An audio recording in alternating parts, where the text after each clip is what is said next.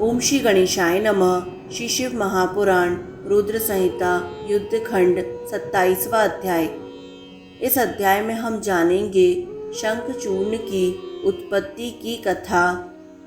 सनत कुमार बोले, हे मुने, अब आप शंकर जी का एक और चरित्र प्रेम पूर्वक सुनिए, जिसके सुनने मात्र से शंकर जी के प्रति दृढ़ भक्ति उत्पन्न हो जाती है।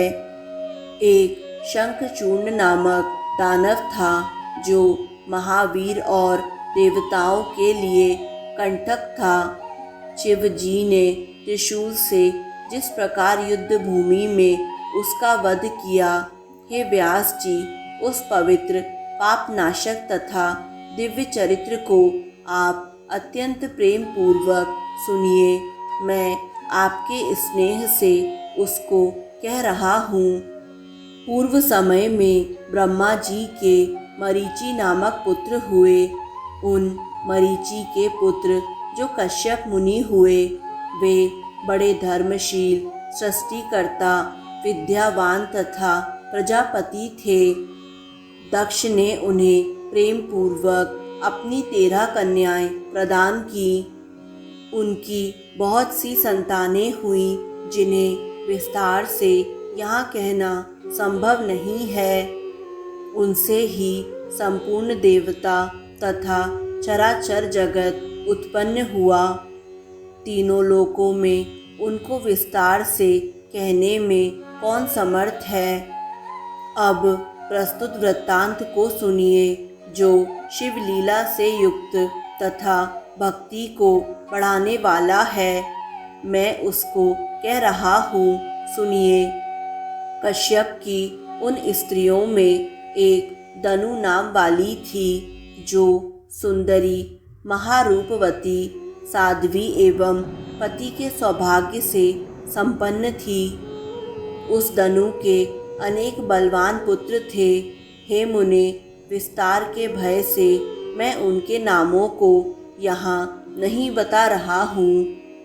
उनमें एक विप्रचित्त नाम वाला दानव था, जो महाबली और पराक्रमी था। उसका दंभ नामक पुत्र धार्मिक, विष्णु भक्त तथा जितेंद्रिय हुआ। उसे कोई पुत्र नहीं था, इसलिए वह चिंताग्रस्त रहता था। उसने शुक्राचार्य को गुरु बनाकर उनसे कृष्ण मंत्र प्राप्त करके पुष्कर क्षेत्र में 1 लाख वर्ष पर्यंत घोर तपस्या की। उसने दृढ़ता पूर्वक आसन लगाकर दीर्घ काल तक कृष्ण मंत्र का जप किया। तपस्या करते हुए उस दैत्य के सिर से एक जलता हुआ दूसह तेज निकलकर चारों ओर फैलने लगा। उस तेज से सभी देवता, मुनि एवं मनुगण संतप्त हो उठे और इंद्र को आगे कर वे ब्रह्मा जी की शरण में गए। उन लोगों ने संपूर्ण संपत्तियों के दाता ब्रह्मा जी को प्रणाम करके उनकी स्तुति की और व्याकुल होकर अपना वृत्तांत विशेष रूप से निवेदन किया। उसे सुनकर ब्रह्मा भी उन देवताओं को साथ लेकर उसे पूर्ण रूप से विष्णु से कहने के लिए वैकुंठ लोक गए। वहां जाकर सबकी रक्षा करने वाले त्रिलोकेश विष्णु को हाथ जोड़कर प्रणाम करके विनम्र होकर वे सब उनकी स्तुति करने लगे। देवता बोले, हे देव, हम नहीं जानते कि किस तेज से हम सभी अत्यधिक संतप्त हो रहे हैं। इसमें कौन सा कारण है, उसे आप बताइए।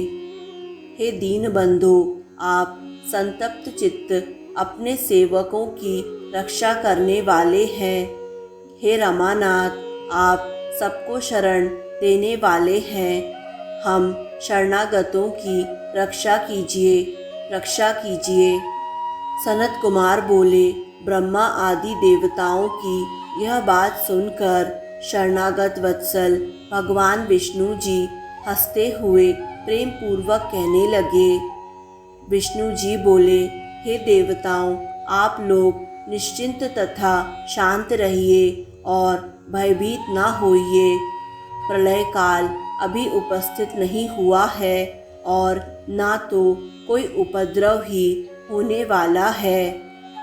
मेरा भक्त दंभ नामक दानव तप कर रहा है, वह पुत्र चाहता है, इसीलिए मैं उसे वरदान देकर शांत कर दूंगा। सनत कुमार बोले, हे मुने, विष्णु जी के ऐसा कहने पर ब्रह्मा आदि वे सभी देवता धैर्य धारण कर पूर्ण रूप से स्वस्थ होकर अपने अपने निवास स्थान को चले गए। भगवान विष्णु भी वर देने के लिए पुष्कर क्षेत्र में गए, जहाँ वह दंभ नामक दानव तप कर रहा था। वहाँ जाकर विष्णु ने अपने मंत्र का जप करते हुए उस भक्त को सांत्वना देते हुए मधुर वाणी में कहा, वर मांगो। तब विष्णु का यह वचन सुनकर तथा उनको अपने सामने खड़ा देखकर उसने महाभक्ति से उन्हें प्रणाम किया तथा बार बार उनकी स्तुति की। दंभ बोला, हे देव देव, हे कमल लोचन, हे रमानाथ, हे तिलोकेश, आपको प्रणाम है। मेरे ऊपर कृपा कीजिए। आप मुझे महाबली, पराक्रमी, तीनों लोकों को जीतने वाला वीर, देवताओं के लिए अजय तथा आपकी भक्ति से युक्त पुत्र प्रदान कीजिए। सनत कुमार बोले, दानवेंद्र के इस प्रकार कहने पर नारायण ने उसे वैसा ही वरदान दिया और हे मुने, उसे तपस्या से विरत कर वे अंतर्ध्यान हो गए। भगवान के अंतर्ध्यान हो जाने पर सिद्ध हुए तप वाला तथा पूर्ण मनोरथ वाला वह दानव उस दिशा को नमस्कार करके अपने घर चला गया। इसके बाद थोड़े ही समय में उसकी भाग्यवती पत्नी ने गर्भ धारण किया और अपने तेज से घर को प्रकाशित करती हुई वह शोभा प्राप्त करने लगी। हे मुने, सुदामा नामक गोप जो कृष्ण का प्रधान पार्षद था, जिसे राधा ने शाप दिया था, वही उसके गर्भ में आया। समय आने पर उस साध्वी ने तेजस्वी पुत्र को जन्म दिया। इसके अनंतर पिता ने बहुत से मुनियों को बुलाकर उसका जात कर्म संस्कार कराया। हे द्विज श्रेष्ठ, उसके उत्पन्न होने पर महान उत्सव हुआ और पिता ने शुभ दिन में उसका शंखचूड़ यह नाम रखा। वह शंखचूड़ पिता के घर में शुक्ल पक्ष के चंद्रमा के समान बढ़ने लगा और बाल्यावस्था में ही विद्या का अभ्यास कर अत्यंत तेजस्वी हो गया। वह अपनी बाल क्रीड़ा से माता पिता के हर्ष को नित्य बढ़ाने लगा। वह सभी को प्रिय हुआ और अपने कुटुंबियों को विशेष प्रिय हुआ। इस प्रकार श्री शिव महापुराण के अंतर्गत द्वितीय रुद्र संहिता के पंचम युद्ध खंड में शंखचूड़ोत्पत्ति वर्णन नामक 27वां अध्याय पूर्ण हुआ। दोस्तों, आगे आने वाले सभी अध्यायों को निरंतर सुनने के लिए YouTube चैनल आध्यात्मिक कथाएं को लाइक करें, सब्सक्राइब करें और बेल आइकन पर प्रेस करें। धन्यवाद।